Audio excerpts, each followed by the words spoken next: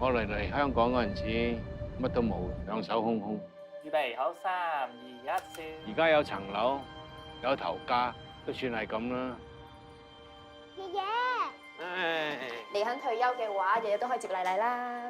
退休唔好啩，日日望天打卦，而家咪幾好？喂，老豆啊，做咗成世仲唔夠啊？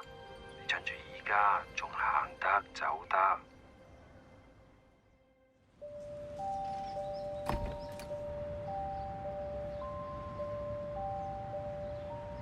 你成日嚟呢度啊？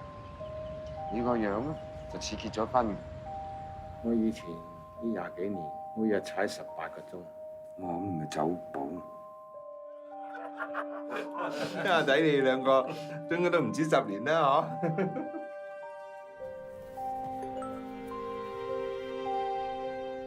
做咩唔落車啊？唔捨得我啊？係喎，你呢排做狐狸精做成點啫？你點會知啫？冇可能。我個仔翻嚟啊，我唔同你傾咗，我下次再約你啊。上莊啊，同志遊行嗰陣時就俾爛鬼電視台影到我啦，啲街坊一見到就個個喺度唱我啦。如果連你都唔講嘢，咁將來邊個代表我哋上去出聲咧？